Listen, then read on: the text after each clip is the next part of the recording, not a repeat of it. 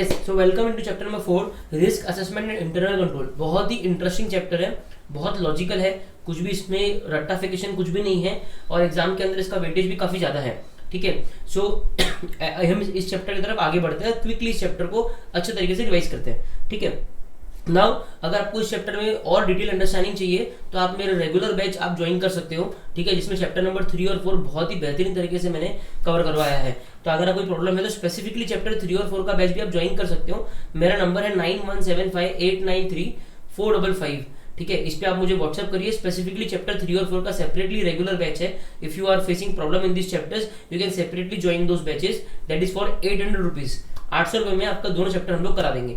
चलो स्टार्ट करते हैं। अब इस चैप्टर का ओवरव्यू देखते हैं। ठीक है, मैं जूम कर लेता हूँ। इस चैप्टर में क्या क्या कवर्ड है? Risk assessment and internal control chapter का नाम है।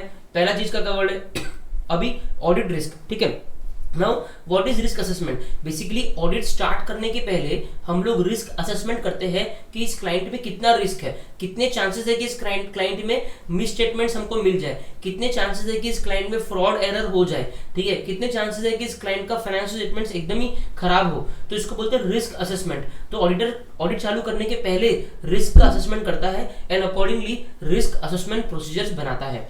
तो एक हम लोग देखने वाले हैं ऑडिट रिस्क क्या होता है, एक हम लोग देखने वाले हैं कि ऑडिट रिस्क क्या होता है, understanding the entity and its environment. Entity का एनवायरनमेंट समझेंगे, एंटिटी का अंडरस्टैंडिंग लेंगे कि कौन क्या एंटिटी करता है, कितने लोग एंटिटी में इन्वॉल्व है, मैनेजमेंट में कौन कौन है। फिर आइडेंटिफाई एंड असेस करेंगे कि कितना रिस्क है, मटेरियल मिसस्टेटमेंट होने का कितना रिस्क है, और उसके बाद में लास्ट में रिस्क असेसमेंट प्रोसीजर्स अप्लाई करेंगे। ठीक है, चलो तो ये चैप्टर का एक ओवरव्यू है। सबसे फर्स्ट पॉइंट अपना है ऑडिट रिस्क। ऑडिट रिस्क क्या होता है? Audit risk means the risk that the auditor gives an inappropriate audit opinion when the finance, थोड़ा मेरा हेल्थ खराब है, थोड़ा सा मेरे को पार्डन करना बस, when the financial statements are materially misstated। ठीक है, ये क्या बोल रहा है कि ऑडिट रिस्क मतलब ऐसा रिस्क कि फाइनेंशियल स्टेटमेंट्स मटेरियली मिसस्टेटेड है, फाइनेंशियल स्टेटमेंट्स मटेरियली मिसस्टेटेड है, लेकिन फिर भी ऑडिटर ने एक अच्छा ओपिनियन दे दिया कि सब कुछ बढ़िया है, इस कंपनी में कोई प्रॉब्लम नहीं है। इसको कहते हैं ऑडिट रिस्क। किसको कहते हैं? कि फाइनेंशियल स्टेटमेंट्स मटेरियली मिसस्टेटेड है, फिर भी आपने एक अच्छा ओपिनियन दे दिया। तो audit risk means the risk that the auditor gives an inappropriate audit opinion when the financial statements are materially मिसस्टेटेड।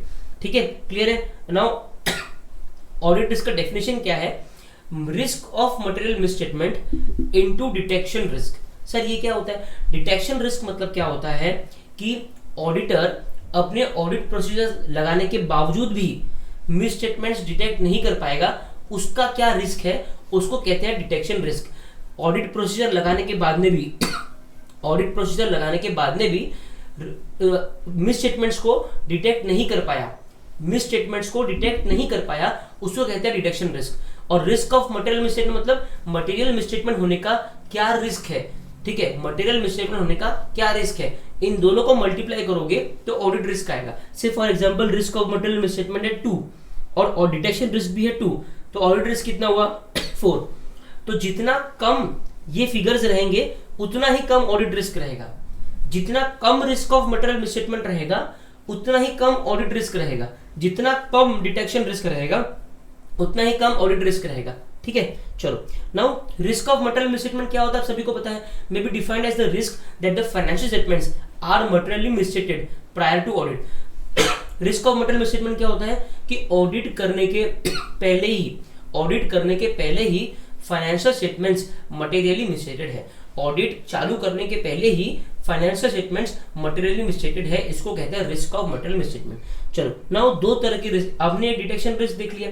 Detection risk मतलब क्या कि applying all the audit procedures, even though applying all the audit procedures auditor is not able to detect all the material misstatements. ठीक है, now there are two kind of risk, inherent risk and control risk. क्या है? Inherent risk and control risk. सबसे पहले देखते हैं control risk.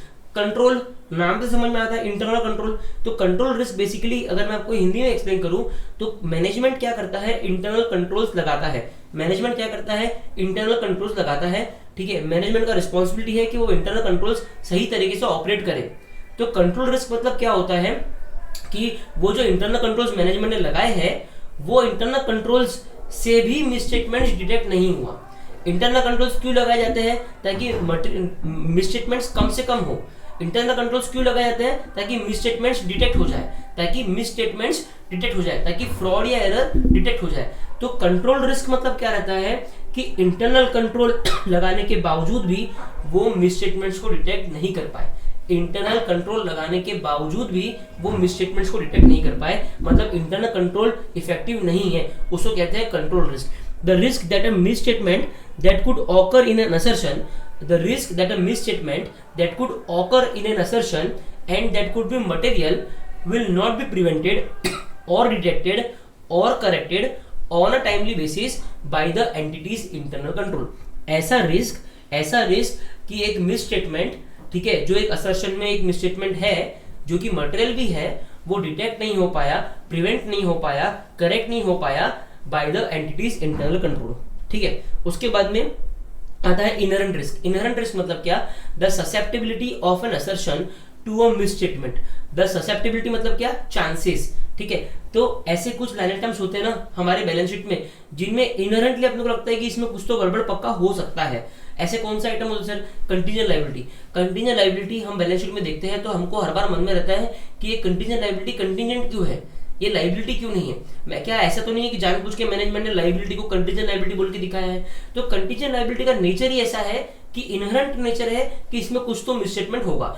तो the susceptibility of an assertion to a misstatement that could be material before consideration of related controls. ठीक है, controls का इंटरनल कंट्रोल को कंसीडर करने के पहले ही उस असर्शन की ससेप्टिबिलिटी बहुत हाई है कि उसमें एक मिसस्टेटमेंट हो। ठीक है, चलो तो ये हमारा ये हो गया। Now we are at this point, second row. Misstatement refers to a difference between misstatement refers to अभी मिसस्टेटमेंट क्या होता है बच्चों? मिसस्टेटमेंट क्या कि एप्लीकेबल फाइनेंशियल रिपोर्टिंग फ्रेमवर्क के हिसाब से इन्वेंट्री का अमाउंट जो है, एप्लीकेबल फाइनेंशियल रिपोर्टिंग फ्रेमवर्क के हिसाब से इन्वेंट्री का जो अमाउंट है, वो 1000 आना चाहिए। ठीक है, और जो मैनेजमेंट है उन्होंने इन्वेंट्री का अमाउंट लिखा है 1200, तो मिसस्टेटमेंट कितने का हुआ? 200 का। तो basically misstatement is what? It is a difference between the amount, the classification, the presentation और the disclosure of a reported financial statement item. It is a difference between the amount, classification, presentation, disclosure of a reported financial statement item. Reported item का amount, classification, disclosure और presentation, वो and versus लिखता है मैं, and the amount, classification, presentation और disclosure that is required for the item in accordance with applicable financial reporting framework। तो applicable financial reporting framework के हिसाब से क्या अमाउंट होना चाहिए था उस रिपोर्टेड आइटम का, और रिपोर्टेड आइटम का बैलेंस शीट के हिसाब से क्या अमाउंट है, उन दोनों का जो डिफरेंस है उसको कहते हैं मिसस्टेटमेंट। चलो now risk of material misstatement at 2 levels. ठीक है, अभी मटेरियल मिसस्टेटमेंट का रिस्क 2 लेवल पे होता है। ठीक है, पहला क्या है? The overall financial statement level. Risk of material misstatement at the overall financial statement level refers to risk of material misstatement that relate pervasively to the financial statement as a whole and potentially affect many assertions। ठीक है sir, ये क्या है? ये बहुत simple है। Overall financial statement level मतलब क्या? आपने ओवरऑल बैलेंस शीट आपके हाथ में है, ओवरऑल पीएनएल आपके हाथ में है, ओवरऑल कैश फ्लो स्टेटमेंट आपके हाथ में है। तो इसमें आप इंडिविजुअल लाइन आइटम देख रहे हो क्या कि प्रॉपर्टी प्लांट एंड इक्विपमेंट कितना है, या इन्वेस्टमेंट्स कितना है, या ट्रेड रिसीवेबल्स कितना है, ट्रेड पेबल्स कितना है? नहीं, आप फाइनेंशियल स्टेटमेंट्स को एज अ होल देख रहे हो। तो risk of material misstatement can be at a financial statement level. ठीक है, when the misstatement relates to the financial statement as a whole and it affects many assertion। ठीक है, मतलब वो जो misstatement financial statement as a whole में दिख रहा है वो बहुत सारे असर्शन को अफेक्ट कर सकता है। अब सर इसका एग्जांपल दो। इसका एग्जांपल है गोइंग कंसर्न। ये जो गोइंग कंसर्न है ना, अब मान लीजिए मैनेजमेंट ने फाइनेंशियल स्टेटमेंट प्रिपेयर करते वक्त गोइंग कंसर्न अजम्पशन को फॉलो किया। ठीक है, लेकिन ideally going concern assumption follow करना गलत था। मैनेजमेंट का गोइंग कंसर्न हैम्पर्ड है और फ्यूचर में ऐसा हो सकता है कि बहुत जल्दी ये कंपनी बंद हो जाए। तो अगर गोइंग कंसर्न गलत लगा दिया तो फाइनेंशियल स्टेटमेंट में जितने भी आइटम्स हैं उन सबके अमाउंट्स गलत हो गए, क्योंकि जब गोइंग कंसर्न नहीं लगता तो सारे अमाउंट्स रियलाइजेबल वैल्यू पे रिकॉर्ड होते हैं। ठीक है, तो basically misstatement financial statement as a whole पे कब होता है, जब ऐसा कोई मिसस्टेटमेंट हो जाए, ठीक है, जिससे बहुत सारे असर्शंस अफेक्ट हो रहे हैं, ऐसा कोई मिसस्टेटमेंट हो जाए जिससे बहुत सारे असर्शन अफेक्ट हो रहे हैं, उसको कहते हैं financial statement as a whole, ये मटेरियल मिसस्टेटमेंट हो गया है। ठीक है, so risk of material misstatement at the overall financial statement level refers to risk of material misstatement that relate pervasively to the financial statement as a whole and potentially affect many assertion. अभी second तरीके का risk of material misstatement क्या है, the assertion level for classes of transactions, account balances and disclosures. ठीक है, अभी classes of transactions मतलब क्या, मतलब पीएनएल। ठीक है, पीएनएल में जितने भी ट्रांजैक्शंस हुए हैं उनको कहते हैं क्लासेस ऑफ ट्रांजैक्शंस। पीएनएल में ट्रांजैक्शंस कौन से होते हैं, repairs, maintenance, depreciation, sales, income, है ना, एम्प्लॉय बेनिफिट एक्सपेंसेस, ठीक है, ट्रांसपोर्टेशन एक्सपेंसेस, ऐसे तरह तरह के जितने भी ट्रांजैक्शंस हुए हैं उनको कहते हैं क्लासेस ऑफ ट्रांजैक्शन। ठीक है, उसके बाद में अकाउंट बैलेंसेस मतलब बैलेंस शीट, मतलब बैलेंस शीट। बैलेंस शीट में क्या होता है, बैलेंसेस होता है, तो बैलेंस शीट में जितनी भी अकाउंट बैलेंसेस है, trade receivable, trade payables, prepaid expenses, property plant and equipment, investments, ठीक है वो, एंड डिस्क्लोजर्स मतलब disclosures. The assertion level for classes of transaction, account balances and disclosure. तो ये असर्शन लेवल पे, असर्शन लेवल मतलब क्या, कि क्लासेस ऑफ ट्रांजैक्शन में जितने भी ट्रांजैक्शन बताए हैं उनको सबको असर्शन कहा जाता है। ठीक है, risk of material misstatement at the assertion level, assertion level मतलब एकदम ड्रिल डाउन करके each and every transaction level की बात कर रहा है वो, और financial statement as a whole मतलब ओवरऑल फाइनेंशियल स्टेटमेंट की बात कर रहा है। So at the assertion level are assessed in order to determine the nature, timing and extent of further audit procedures necessary to obtain sufficient appropriate audit evidence। वो बोल रहा है कि असर्शन लेवल पे risk of material misstatement assess किया जाता है। ठीक है, असर्शन लेवल पे, ठीक है, कि भाई कौन से क्लासेस ऑफ ट्रांजैक्शंस में गड़बड़ दिख रही है, कौन से अकाउंट बैलेंसेस में गड़बड़ दिख रही है, कौन से डिस्क्लोजर में गड़बड़ दिख रही है, और उस हिसाब से ये डिटरमाइन करा जाता है कि क्या नेचर, टाइमिंग और एक्सटेंट रहेगा फर्दर ऑडिट प्रोसीजर लगाने का, क्या नेचर, टाइमिंग एंड एक्सटेंट रहेगा फर्दर ऑडिट प्रोसीजर लगाने का, necessary to obtain sufficient audit evidence. Sufficient audit evidence obtain करने के लिए क्या further nature, timing and extent का ऑडिट प्रोसीजर लगाना पड़ेगा, ये डिटरमाइन करते हैं वो लोग असर्शन लेवल के रिस्क ऑफ मटेरियल मिसस्टेटमेंट निकाल के। तो रिस्क ऑफ मटेरियल मिसस्टेटमेंट दो लेवल पे होते हैं, financial statement as a whole and at assertion level. Assertion level पे what do we do, we assess the risk at assertion level so that further audit procedure can be determined to obtain sufficient evidence। ठीक है, and financial statement as a whole refers to the risk of material misstatement which affects financial statement as a whole and affects many assertions। ठीक है, चलो now component of risk of material misstatement। the risk of material misstatement at the assertion level consists of two components। अब जो assertion level पे हमने अभी देखा ना risk of material misstatement, अब उसमें दो component है, एक है inherent risk, एक है control risk। इनहेरेंट रिस्क मतलब क्या, ऐसा कोई असर्शन जैसे कि कंटिंजेंट लायबिलिटी है, contingent liability is an assertion because contingent liability is a disclosure, correct है, तो contingent liability is a assertion. Assertion मतलब क्या, असर्शन मतलब a statement made by the management, it is called assertion. अगर किसी balance sheet में लिखा है कंटिंजेंट लायबिलिटी, किसी बैलेंस शीट में लिखा है contingent liability is equal to 1000 crore, इसका मतलब क्या हुआ, इसका मतलब एज गुड एज ये हुआ कि मैनेजमेंट बोल रहा है कि हमारा कंटिंजेंट लायबिलिटी 1000 करोड़ है, मैनेजमेंट बोल रहा है कि हमारा कंटिंजेंट लायबिलिटी 1000 करोड़ है ना, तो इसको बोलते हैं असर्शन। तो इनहेरेंट रिस्क मतलब क्या, एक ऐसा रिस्क कि कुछ असर्शंस ऐसे होते हैं जिनमें इनहेरेंट एक ससेप्टेबिलिटी होती है कि उनमें रिस्क ऑफ मटेरियल मिसस्टेटमेंट होगा ही होगा before even considering the internal controls applied. ठीक है, कि इनमें जन्म से कुछ ना कुछ प्रॉब्लम होगा। और कंट्रोल रिस्क आपको पता है, रिस्क ऑफ मटेरियल मिसस्टेटमेंट क्या होता है, inherent risk into control risk. ठीक है, जैसा हमने देखा कि हमने ऊपर देखा था कि ऑडिट रिस्क क्या होता है, risk of material misstatement into detection risk, और रिस्क ऑफ मटेरियल मिसस्टेटमेंट क्या होता है, inherent risk into control risk, कि उस असर्शन का, मान लीजिए कंटिंजेंट लायबिलिटी की बात करते हैं, कंटिंजेंट लायबिलिटी का इनहेरेंट रिस्क है 5 और कंट्रोल रिस्क है 5, तो रिस्क ऑफ मटेरियल मिसस्टेटमेंट कितना हुआ 25।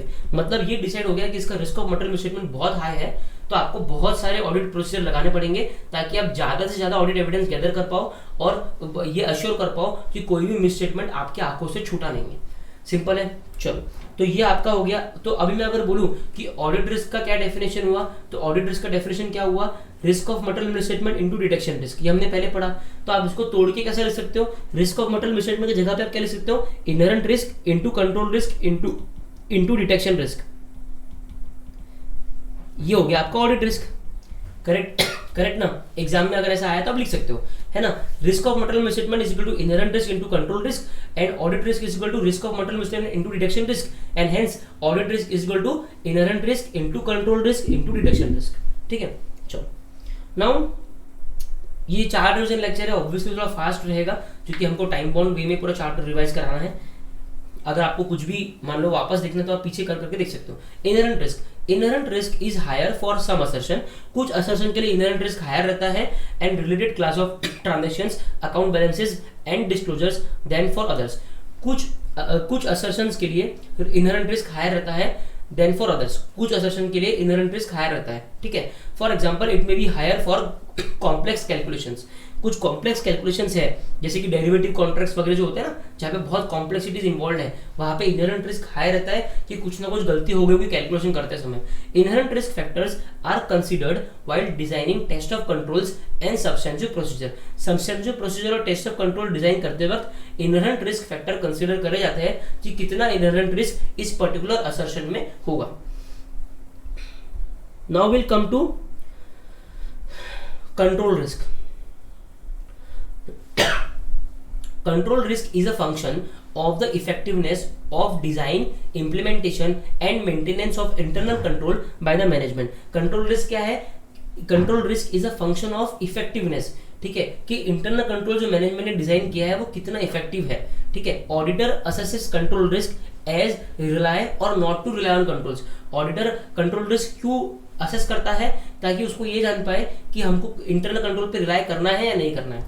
Combined assessment of risk of material, जैसे कोई मैंने आपको बताया था ना डेफिनेशन, ये इन्होंने यहाँ पे लिख दी है। ठीक है, now detection risk, the risk that the procedures performed by the auditor, ये मैंने आपको पहले एक्सप्लेन कर दिया डिटेक्शन रिस्क क्या होता है।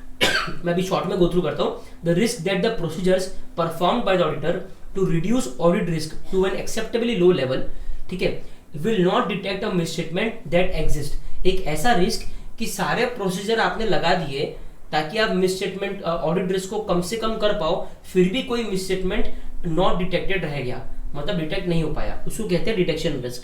ठीक है, एज पर ऐसे 315 identifying and assessing the risk of material misstatement through the understanding of entity and its environment. ठीक है, ऑब्जेक्टिव ऑफ द ऑडिटर क्या है? ऑडिटर का ऑब्जेक्टिव क्या है? To identify and assess the risk of material misstatement whether due to fraud or error. Auditor का मूल objective क्या है कि उसको risk of material misstatement identify करना है और असेस करना है कि कितने एक्सटेंट का रिस्क ऑफ मटेरियल मिसस्टेटमेंट हो सकता है at the financial statement and assertion level, financial statement as a whole और असर्शन लेवल पे भी, through the understanding of entity and its environment, entity की अंडरस्टैंडिंग लेके, एंटिटी के एनवायरनमेंट की अंडरस्टैंडिंग लेके और एंटिटी के इंटरनल कंट्रोल की अंडरस्टैंडिंग लेके। ठीक है, तो ऐसे 315 के हिसाब से ऑडिटर का ऑब्जेक्टिव क्या है? To identify and assess risk of material misstatement at the financial statement and assertion level through understanding of the entity and its environment and internal control, thereby providing a basis for designing and implementing responses to the assessed risk of material misstatement। जो आपने assess किया ना कि इतना risk होगा, अब उस assessment के अगेंस्ट आपको responses भी बनाने हैं कि क्या क्या responses, क्या audit procedure लगाओगे ताकि ये जो रिस्क है ये कम से कम हो जाए, ताकि सारे मिसस्टेटमेंट आपको डिटेक्ट हो जाए। उसको बोलते हैं responses to the assessed risk of material misstatement. ठीक है, चलो now will come to the next page. Now we are at risk assessment procedures. ठीक है, नाउ हमने देख लिया कि हमको रिस्क को असेस करना है, आइडेंटिफाई करना है, वो सब करना है। ठीक है, अभी इसके लिए और डिटेल में हम कैसे, अभी तो ये ऊपरा ऊपरी बात हो गई कि करना क्या है, लेकिन अब कैसे करेंगे? How do we assess the risk, how do we actually assess the risk? ठीक है, the audit procedures performed to obtain understanding of the entity and its environment, including entity's internal control, to identify and assess the risk of material misstatement at the financial statement level and assertion level. इनको कहता है risk assessment procedures। तो ऐसे procedures जो perform किए गए हैं entity की अंडरस्टैंडिंग को लेने के लिए और रिस्क को आइडेंटिफाई और असेस करने के लिए फाइनेंशियल स्टेटमेंट लेवल पे और असेसमेंट लेवल पे, ऐसे प्रोसीजर्स को कहा जाता है risk assessment procedures. Risk assessment procedures provide a basis for the identification and assessment of risk of material misstatement। Risk assessment procedure से क्या होता है, आपको एक बेस मिलता है कि आप कैसे आइडेंटिफाई और असेस करोगे रिस्क ऑफ मटेरियल मिसस्टेटमेंट को। Information obtained by performing risk assessment procedures may be used as audit evidence. जो भी इंफॉर्मेशन ऑब्टेन करी गई है रिस्क असेसमेंट प्रोसीजर परफॉर्म करते वक्त, उसको ऑडिट एविडेंस के तौर पे यूज करा जा सकता है। The risk to be assessed include both due to error and those due to fraud. जो रिस्क आपको असेस करना है वो फ्रॉड और एरर दोनों का रिस्क मिला के होगा। ठीक है, चलो, what is included in risk assessment procedure? The risk assessment procedure shall include the following. पहला है inquiries of management and of others within the entity. ठीक है, analytical procedures and observations and inspection. आपको जब risk assessment procedure लगाने हैं, हम risk assessment procedure को आपसे RAP बोलेंगे शॉर्ट फॉर्म में। RAP, R stands for risk, A stands for assessment and P stands for procedure। सो जब आपको RAP लगाने हैं तो आप क्या क्या प्रोसीजर लगाओगे? आप ऑब्जर्वेशन करोगे, आप इंस्पेक्शन करोगे, एनालिटिकल प्रोसीजर लगाओगे, मैनेजमेंट से इंक्वायरी करोगे, दूसरे लोगों से इंक्वायरी करोगे। इसको कहते हैं RAP। RAP में ये सारे प्रोसीजर्स इन्वॉल्व होते हैं। ठीक है, उसके बाद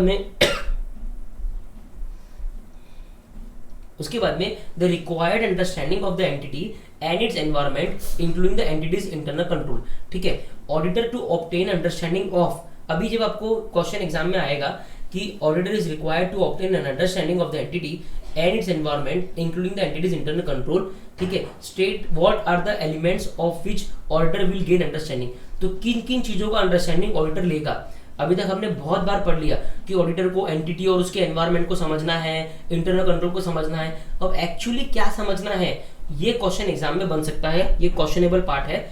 अब इसमें क्या लिखोगे आप लिखोगे पहला क्या लिखोगे? Relevant industry, regulatory and other external factors including the applicable financial reporting framework.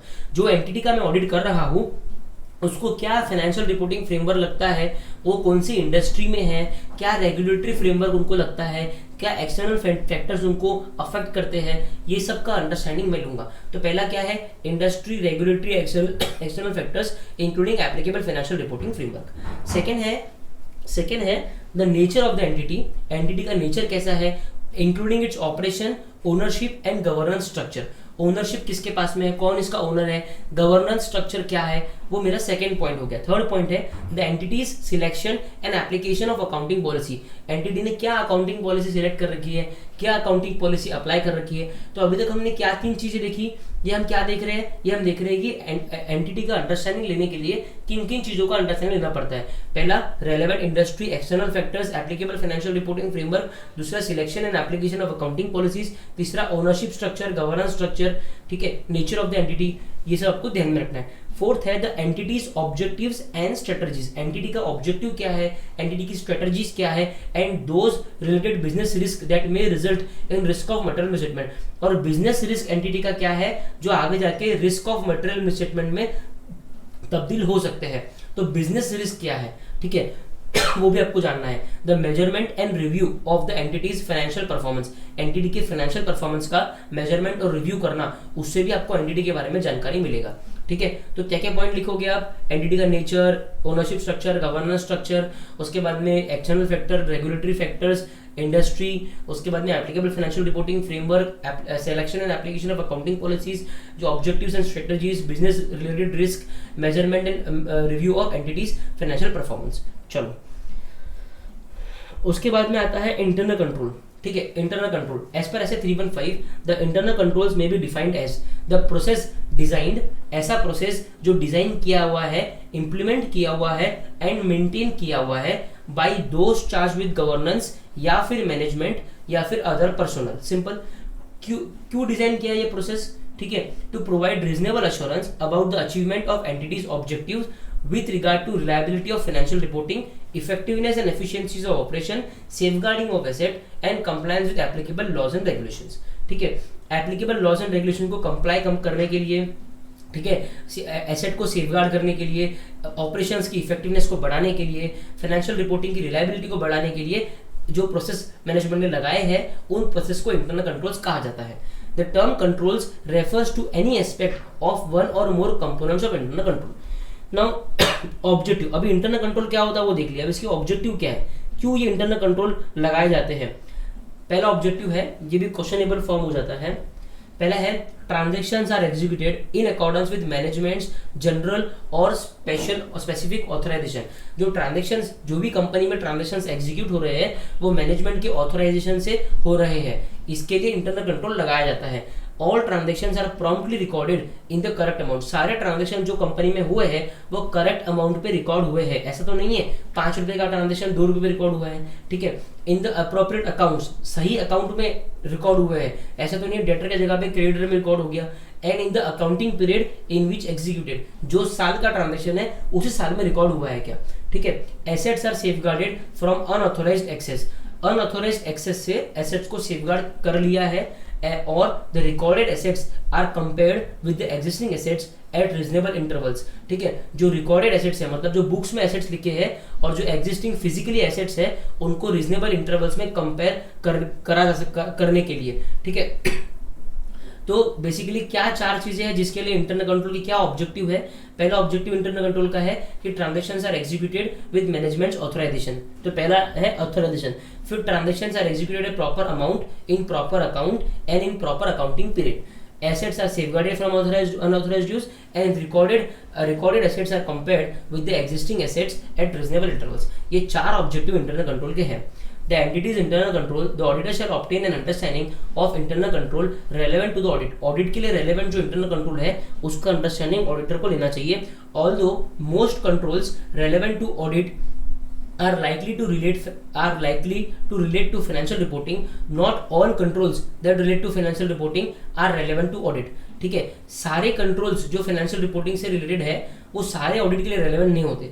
ठीक है, उसमें से जो ऑडिटर को लगता है कि ये रेलेवेंट है वही रेलेवेंट होते हैं. It is a matter of auditor's professional judgement. ठीक है, benefits of understanding internal control. ठीक है, ये भी एक स्टार मार्क करने वाला चीज है. क्या बेनिफिट्स है इंटरनल कंट्रोल को अंडरस्टैंड करने की, क्या बेनिफिट्स है. An understanding of the internal control assist the auditor in. ठीक है, अगर इंटरनल कंट्रोल का अंडरस्टैंडिंग लेने से ऑडिटर को असिस्ट होता है कुछ चीजों में, वो चीजें क्या है.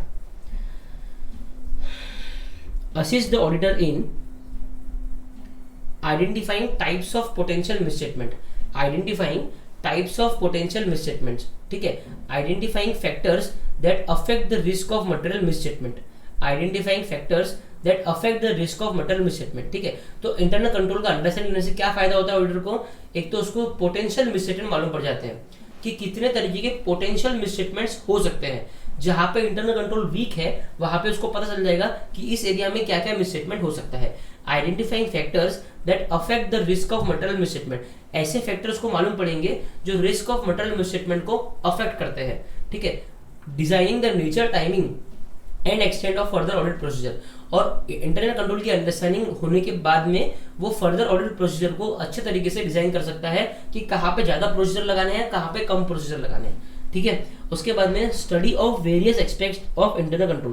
पहला है general nature and characteristics of internal control. Internal control का जनरल नेचर क्या होता है, कैरेक्टरिस्टिक्स क्या होती है. सेकंड है control relevant to the audit. ऐसे कौन से इंटरनल कंट्रोल्स है जो ऑडिट के लिए रेलेवेंट है. उसके बाद में nature and extent to the understanding of relevant controls. Relevant control की अंडरस्टैंडिंग करने कितने लेवल तक आपको अंडरस्टैंडिंग ऑब्टेन करनी है. और फोर्थ है कंपोनेंट्स ऑफ इंटरनल कंट्रोल. एक एक करके हम ये वेरियस एस्पेक्ट्स को स्टडी करेंगे. ठीक है, पहला है general nature and characteristics of internal control, purpose of internal control. ठीक है, internal control addresses identified business risk that threaten the achievement of an entity's objectives that concern the reliability of the entity's financial reporting, the effectiveness and efficiency of its operations, its compliance with applicable laws and regulations, and safeguarding of assets. Sir ये क्या है कि basically ये बोल रहा है कि internal control जो है ना वो ऐसे बिजनेस रिस्क आइडेंटिफाई करता है, इंटरनल कंट्रोल जो है वो ऐसे बिजनेस रिस्क आइडेंटिफाई करता है जो एंटिटी के ऑब्जेक्टिव को थ्रेटन करते हैं, ऐसे बिजनेस रिस्क आइडेंटिफाई करता है जो एंटिटी के ऑब्जेक्टिव को थ्रेटन करते हैं, और वो ऑब्जेक्टिव्स जो एंटिटी के हैं वो किस चीज को लेके है कि फाइनेंशियल रिपोर्टिंग की रिलायबिलिटी होनी चाहिए, ऑपरेशंस की इफेक्टिवनेस और एफिशिएंसी होनी चाहिए, एसेट्स की सेफगार्डिंग होनी चाहिए, एप्लीकेबल लॉज एंड रेगुलेशन का कंप्लायंस होना चाहिए, ठीक है, वो ये बोल रहा है अभी। लेकिन there are some limitations to internal control. पहला है internal control can provide only reasonable assurance. Internal control सिर्फ रीजनेबल एश्योरेंस दे सकता है, human judgement in decision making, ठीक है, डिसीजन मेकिंग करते समय ह्यूमन एलिमेंट इन्वॉल्व है, इसके लिए वहां पे इंटरनल कंट्रोल फेल हो जाता है। Lack of understanding the purpose, बहुत सारे लोगों को इंटरनल कंट्रोल लगाने का पर्पस ही पता नहीं है, इसके कारण वो इंटरनल कंट्रोल बराबर तरीके से इंप्लीमेंट ही नहीं हो पाता ग्राउंड लेवल पे। कोल्यूजन अमंग पीपल, 2-4-5 लोग मिलके फ्रॉड करने वाले हैं तो इंटरनल कंट्रोल क्या बचा पाएगा, क्योंकि लोग आपस में साठगांठ बना ली है, ठीक है, तो जो एम्प्लॉय उस इंटरनल कंट्रोल को मॉनिटर कर रहा है वही उस फ्रॉड वाले ग्रुप में इन्वॉल्व हो गया। अब वो इंटरनल कंट्रोल का कोई अस्तित्व है क्या, नहीं है। जजमेंट्स बाय मैनेजमेंट, ठीक है, मैनेजमेंट के खुद के जजमेंट है कि इंटरनल कंट्रोल बहुत ही टाइम कंज्यूमिंग है, पैसा लगेगा इंटरनल कंट्रोल लगाने में, मत लगाओ, ठीक है। Limitations in case of small entities, और जो स्मॉल एंटिटीज है वहां पे तो पूरा चालक मालक कंसेप्ट है, जो मालक है वही चालक है, तो क्या ही इंटरनल कंट्रोल लगेगा। तो इंटरनल कंट्रोल की कुछ लिमिटेशंस है, क्या क्या है। इंटरनल कंट्रोल सिर्फ रीजनेबल एश्योरेंस प्रोवाइड कर सकता है, ह्यूमन जजमेंट इन्वॉल्व है, ठीक है, मैनेजमेंट का जजमेंट इन्वॉल्व है, कोल्यूजन अमाउंट पीपल हो सकता है, लैक ऑफ अंडरस्टैंडिंग ही नहीं लोगों को कि क्यों इंटरनल कंट्रोल लगाया है, और स्मॉल एंटिटीज के केस में लिमिटेशन होता है। अब हम गए पेज नंबर 3 पे। There is a direct relationship between entity's objective and the control it implements to provide reasonable assurance about their achievement. बहुत डायरेक्ट रिलेशनशिप है एंटिटी के ऑब्जेक्टिव में और जो इंटरनल कंट्रोल उन्होंने लगाया है उसमें। सर कैसे रिलेशनशिप है, एंटिटी का ऑब्जेक्टिव है कि कुछ भी गड़बड़ नहीं होनी चाहिए, लॉज एंड रेगुलेशन का कंप्लायंस होना चाहिए, एसेट सेफगार्ड होनी चाहिए, ये सब ऑब्जेक्टिव एंटिटी के हैं। इसको अचीव करने के लिए एंटिटी ने इंटरनल कंट्रोल इंप्लीमेंट करे हैं, ठीक है, तो ये रिलेशनशिप हो गया ना, ऑब्जेक्टिव है और उनको अचीव करने के लिए इंटरनल कंट्रोल लगाया है, ठीक है। तो वो यही बोल रहा है basically. Factors relevant to the auditor's judgment about whether a control individually or in combination with others is relevant to the audit। बोल रहे हैं ऐसे क्या फैक्टर्स है जो ऑडिटर के जजमेंट के लिए रेलेवेंट है, ये देखने के लिए कि कंट्रोल्स, इंटरनल कंट्रोल जो है इंडिविजुअली या फिर कॉम्बिनेशन में दूसरों के साथ में ऑडिट के लिए रेलेवेंट है, ठीक है। तो क्या फैक्टर्स ऐसे अभी हम सेकेंड पार्ट पढ़ रहे हैं, ये हमारा बेसिकली सेकेंड पार्ट है, कंट्रोल्स रेलेवेंट टू ऑडिट, ठीक है। हमने पढ़ा था ना ऊपर, सेकंड 4 पार्ट पढ़ने वाले अपन, कैरेक्टरिस्टिक्स ऑफ इंटरनल कंट्रोल में 4 पार्ट पढ़ने वाले, उसमें सेकंड पार्ट है कंट्रोल्स रेलेवेंट टू ऑडिट। ये बेसिकली क्या है कि कौन से इंटरनल कंट्रोल ऑडिट के लिए रेलेवेंट है।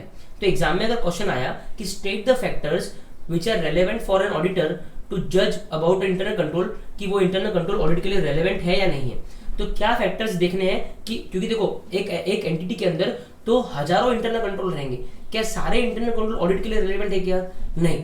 ऑडिटर को डिटरमाइन करना पड़ेगा ये इसमें से कौन से इंटरनल कंट्रोल है जहां पे उसको अपना फोकस बनाना है, और वो डिटरमाइन करने के लिए क्या फैक्टर्स ऑडिटर ध्यान में रखेगा।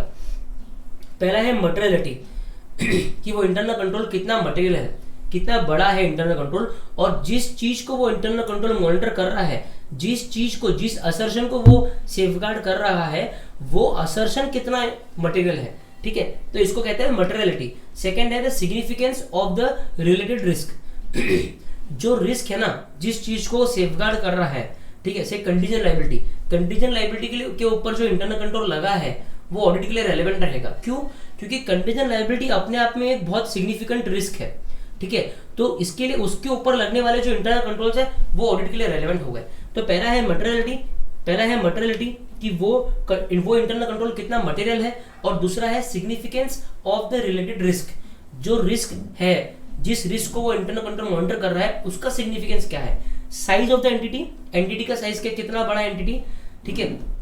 The nature of the entities business, किस बिजनेस में एंटिटी है, अगर वो बिजनेस बहुत रिस्की बिजनेस है, लाइक से शेयर ट्रेडिंग है, ऐसा कुछ रिस्की बिजनेस है, तो वहां पे ऑलमोस्ट सारे इंटरनल कंट्रोल ऑडिटर के लिए रेलेवेंट हो जाते हैं, ठीक है। तो size of the entity, the nature of entities business, the diversity and complexity of the entities operation, entity की ऑपरेशंस का कितना डाइवर्सिटी है, कितनी कॉम्प्लेक्सिटी है। अब रिलायंस है, रिलायंस बहुत डाइवर्स है और बहुत कॉम्प्लेक्स है, ठीक है। Applicable legal and regulatory framework, ठीक है, applicable legal and regulatory framework, जो लीगल फ्रेमवर्क क्या लगा हुआ है, कौन से एक्ट लगता है, कौन से स्टेट में उसकी फैक्ट्री सिचुएटेड है, ठीक है। The circumstances and the applicable component of internal control, internal control के क्या क्या और कंपोनेंट्स है, the nature and complexity of the system, कितना कॉम्प्लेक्स है इंटरनल कंट्रोल का system, whether and how a specific control individually और in combination with other prevents और डिटेक्ट्स मटेरियल मिससेटमेंट, किस तरीके से वो इंटरनल कंट्रोल इंडिविजुअली या दूसरों के साथ में मिलके किस तरीके से वो मटेरियल मिससेटमेंट को डिटेक्ट करता है, ठीक है। तो ये सब फैक्टर्स इंपॉर्टेंट है। क्या क्या फैक्टर्स है ये जल्दी से फटाक से एक और बार रिवाइज कर लेंगे। Materiality, significant of the related risk, ठीक है, size of the entity, nature of its business operation, diversity and complexity of the entities business, entity की जो ऑपरेशंस है उसका डाइवर्सिटी और कॉम्प्लेक्सिटी क्या है, applicable legal and regulatory framework, legal और रेगुलेटरी फ्रेमवर्क क्या है, ठीक है, nature and complexity of systems क्या है, एंड किस तरीके से वो इंटरनल कंट्रोल जो है मटेरियल मिसस्टेटमेंट को डिटेक्ट करता है, प्रिवेंट करता है, ठीक है।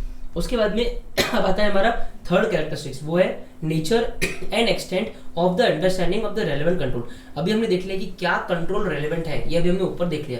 अब जो रेलेवेंट कंट्रोल है उसकी कितने एक्सटेंट तक अंडरस्टैंडिंग लेना है, कितने एक्सटेंट तक अंडरस्टैंडिंग लेना है, वो कैसे डिजाइन करेंगे।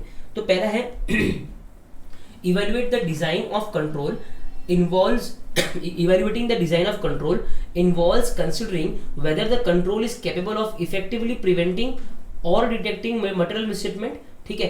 तो जब आप कोई भी कंट्रोल का डिजाइन को इवेल्युएट करते हो ना, तो आप ये कंसिडर करते हो कि क्या वो कंट्रोल कैपेबल है इफेक्टिवली प्रिवेंट करने में, डिटेक्ट करने में और करेक्ट करने में मटेरियल मिसस्टेटमेंट को इफेक्टिवली प्रिवेंट, डिटेक्ट और करेक्ट करने में क्या वो कंट्रोल कैपेबल है या नहीं।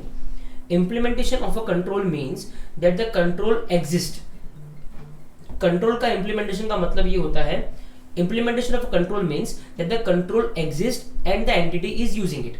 Implementation का मतलब क्या होता है कि कंट्रोल exist भी करता है और entity उसको use भी कर रहा है। An improperly designed control may represent a significant deficiency in internal control. एक improperly मतलब खराब तरीके से डिजाइन किया हुआ कंट्रोल रिप्रेजेंट कर सकता है significant deficiency in internal control, internal control में सिग्निफिकेंट डेफिशिएंसी रिप्रेजेंट कर सकता है, ठीक है। तो पहला पॉइंट क्या है, पहला पॉइंट बेसिकली है evaluate the design of a control. In evaluating the design of the control involves whether the control is capable of effectively, क्या वो कंट्रोल कैपेबल है क्या मटेरियल मिसस्टेटमेंट को इफेक्टिवली रोकने में, प्रिवेंट करने में, डिटेक्ट करने में। और इम्प्लीमेंटेशन ऑफ कंट्रोल का मतलब क्या होता है, ये कंट्रोल एग्जिस्ट करता है और एंटिटी उसको यूज भी कर रहा है, ठीक है।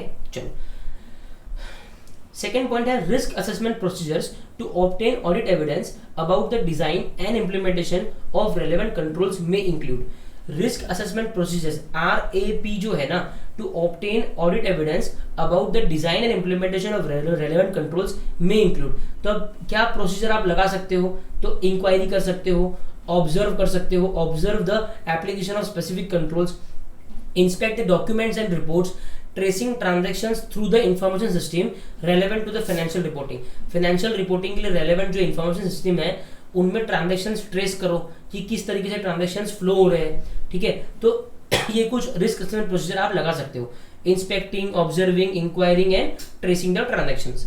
थर्ड है obtaining and understanding of the entity's control is not sufficient to test the operating effectiveness. सिर्फ एंटिटी के कंट्रोल की अंडरस्टैंडिंग ऑब्टेन करना सफिशिएंट नहीं है ऑपरेटिंग इफेक्टिवनेस को टेस्ट करने के लिए, आपको और फर्दर प्रोसीजर लगाने पड़ेंगे उसकी इफेक्टिवनेस को टेस्ट करने के लिए, ठीक है। तो ये हमने पढ़ा कि कितने हद तक, to what extent understanding of the relevant control is to be obtained. उसमें हमने पढ़ा कि evaluating the design of the control involves कि whether the control is able to prevent, detect material misstatement, and second the implementation of control means the entity is using it and it exists करके, ठीक है। फिर risk assessment procedure में पढ़ा कि risk assessment procedure आप क्या लगाओगे, to obtain evidence about the design and implementation of relevant controls, what risk assessment procedure will apply, inspecting, inquiry, observation, ठीक है, ये सब करोगे।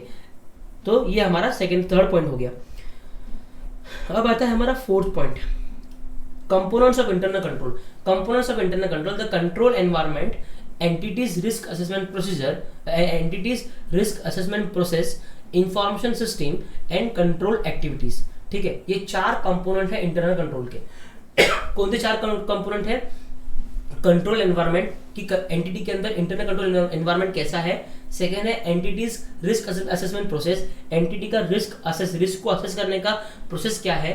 थर्ड है इंफॉर्मेशन सिस्टम, इंफॉर्मेशन सिस्टम क्या है, ठीक है, एसएपी है, क्या क्या इंफॉर्मेशन सिस्टम आप यूज करते हो, और कंट्रोल एक्टिविटीज क्या क्या है ना। उसके बाद में आता है मॉनिटरिंग ऑफ कंट्रोल्स। आपने इंटरनल कंट्रोल्स तो लगा दिया, अभी इनके बारे में आपको और डिटेल अंडरस्टैंडिंग स्टडी मेट में मिलेगी या हमारे रेगुलर लेक्चर में मिलेगी, ठीक है। मॉनिटरिंग ऑफ कंट्रोल्स, ठीक है, मॉनिटरिंग ऑफ कंट्रोल्स में आप चाहो तो स्ट्रिक्ट नोट लगा लगा के इसको और कॉम्प्रिहेंसिव बना सकते हो, ठीक है।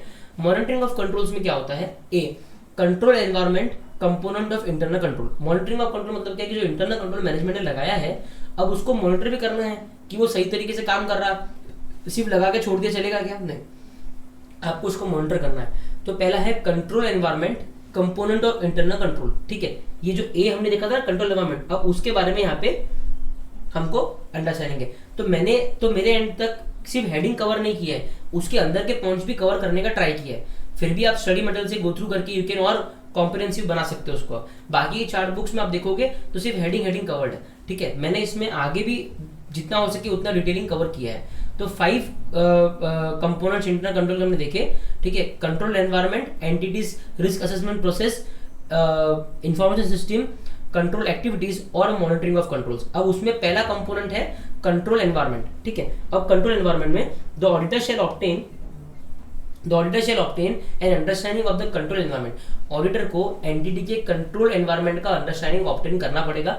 As a part of obtaining understanding the auditor shall, अब कंट्रोल एनवायरनमेंट का अंडरस्टैंडिंग ऑब्टेन करने के लिए ऑडिटर को क्या करना है, auditor shall evaluate whether management has created and maintained a culture of honesty and ethical behaviour. क्या मैनेजमेंट ने ऑनेस्टी और एथिकल बिहेवियर का कल्चर मेंटेन किया है, and the strengths in the control environment elements collectively, और control environment में क्या strength है, कलेक्टिवली क्या स्ट्रेंथ है वो आपको चेक करना है, ठीक है।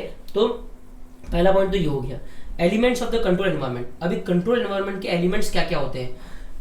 पहला है communication and enforcement of integrity and ethical values. Ethical values और इंटीग्रिटी का कम्युनिकेशन और उसको एनफोर्स करवाना, मतलब एक्चुअली उसको इंप्लीमेंट करवाना।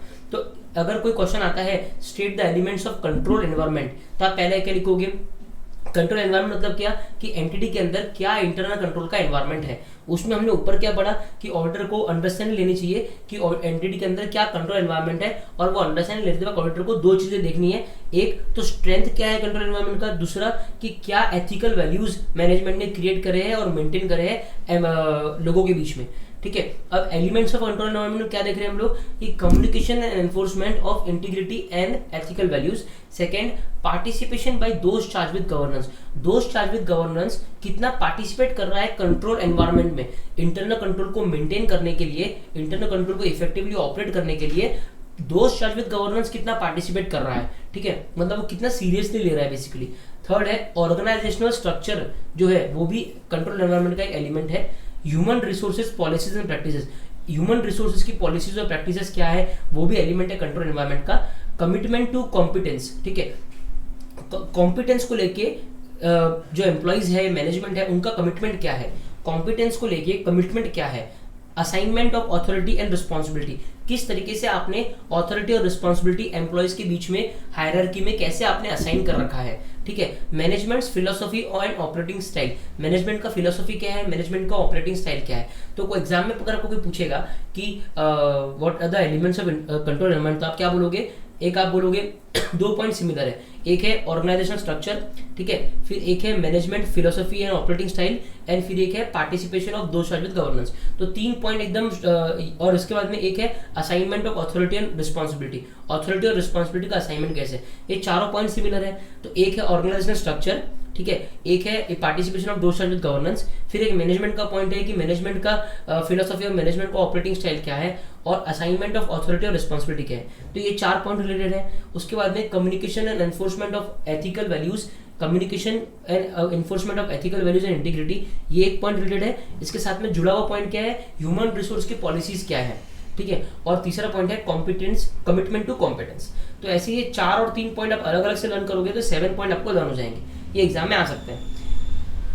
उसके बाद में आता है B, the entity's risk assessment process. अभी this is second component of control environment. ठीक है। The auditor shall obtain understanding of whether the entity has a process for, auditor को अंडरस्टैंडिंग लेना है कि क्या एंटिटी के पास में प्रोसेस है, ठीक है, for identifying business risk relevant to financial reporting objectives, financial reporting objectives को लेके जो रेलेवेंट बिजनेस रिस्क है उसको आइडेंटिफाई करने का ऑडिटर के पास में कोई प्रोसेस है या नहीं है, कि बस चल रहा है।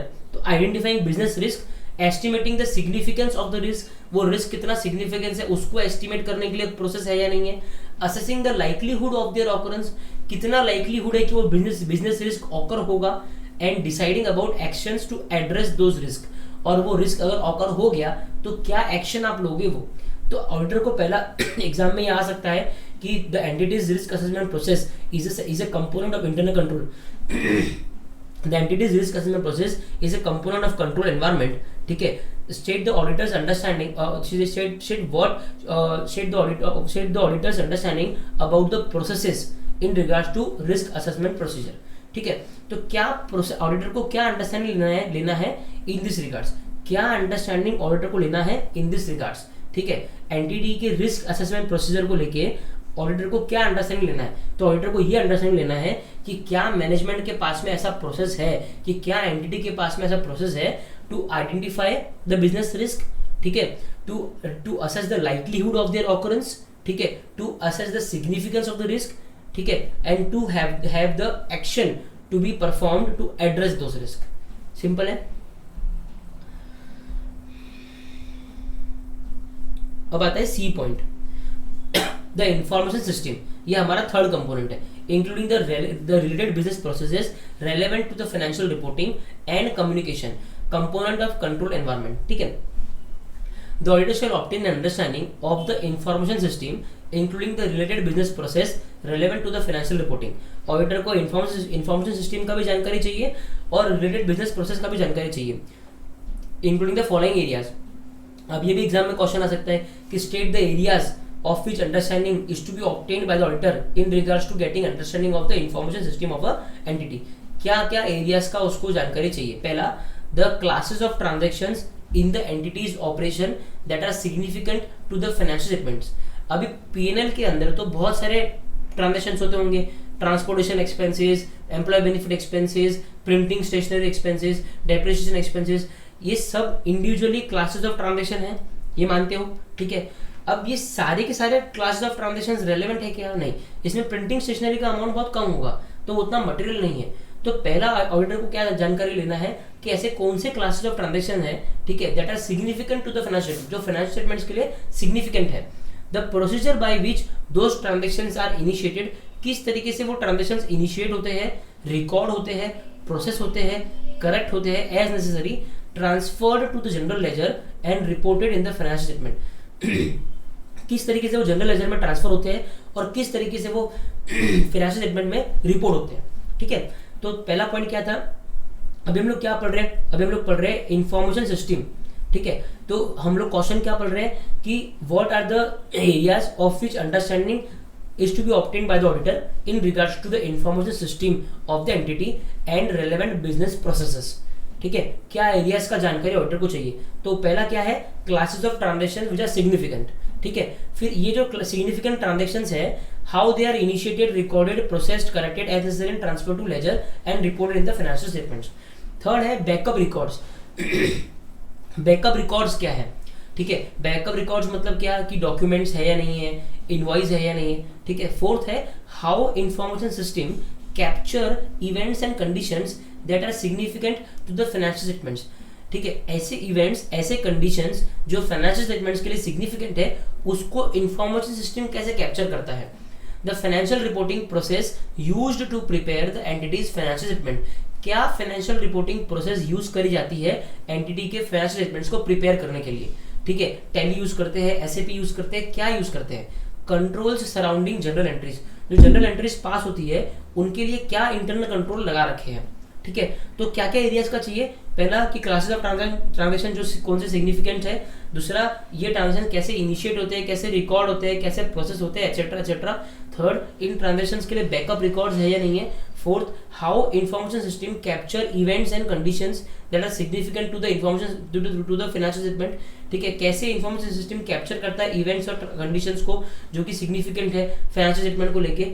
फाइनेंशियल रिपोर्टिंग प्रोसेस जो है वो क्या है, फाइनेंशियल रिपोर्टिंग प्रोसेस क्या है जो लगती है फाइनेंशियल स्टेटमेंट को प्रिपेयर करने में, और जनरल एंट्रीज को लेके क्या कंट्रोल्स है। Now communicating financial rules and responsibilities, obtaining and understanding bye the auditor, ठीक है। The auditor shall obtain an understanding of how the entity communicates financial reporting responsibilities including, ठीक है। अभी ऑडिटर को ऐसी जानकारी लेनी चाहिए कि जो एंटिटी है वो अपने एम्प्लॉइज के बीच में कैसे कम्युनिकेट करती है कि फाइनेंशियल रिपोर्टिंग को लेकर रोल्स और रिस्पॉन्सिबिलिटीज क्या क्या है, कौन से एम्प्लॉय का क्या रोल है, क्या रिस्पॉन्सिबिलिटी है, कौन से लेवल के एम्प्लॉय का क्या रोल है, क्या रिस्पॉन्सिबिलिटी है, ये एंटिटी कैसे कम्युनिकेट करता है, इसकी जानकारी ऑडिटर को लेना चाहिए, ठीक है। इसमें ऑडिटर क्या क्या जानकारी लेगा। पहला, communication between management and those charge with governance, management और दोज चार्ज विद गवर्नेंस के बीच में कम्युनिकेशन कैसे हो रहा है, and external communication such as those with regulatory authorities, government के साथ में, डायरेक्ट टैक्स, इनडायरेक्ट टैक्स, इनके साथ में कैसा कम्युनिकेशन हो रहा है वो, ठीक है। ये दो चीज की जानकारी ऑडिटर लेगा। The following points needs consideration in this regards। पहला है understanding of roles and responsibilities, roles and responsibilities क्या है उसका अंडरस्टैंडिंग लेना। Understanding regarding relation of activities, ठीक है, एक्टिविटीज का क्या रिलेशन है उनका अंडरस्टैंडिंग लेना। Policy manuals, financial reporting manuals देखना जिसमें ये लिखा होता है कि किसकी क्या रिस्पॉन्सिबिलिटी है। ओपन कम्युनिकेशन चैनल्स, क्या कम्युनिकेशन चैनल्स है जिसके थ्रू बातें होती है। Less structured and easier for small entities, ठीक है, स्मॉल एंटिटीज जो है उसके लिए लेस, उन लोगों के लिए लेस स्ट्रक्चर्ड होता है, मतलब प्रॉपर मैनुअल वगैरह कुछ नहीं होता, आप बस वो तो खुद, क्योंकि स्मॉल एंटिटी के अंदर गिन के 5 से 6 एम्प्लॉय रहते हैं तो वो आपस में बात कर लेते हैं, उनका कोई रोल्स रिस्पॉन्सिबिलिटी डिफाइन नहीं होता, तो उनके लिए वो ईजियर होता है।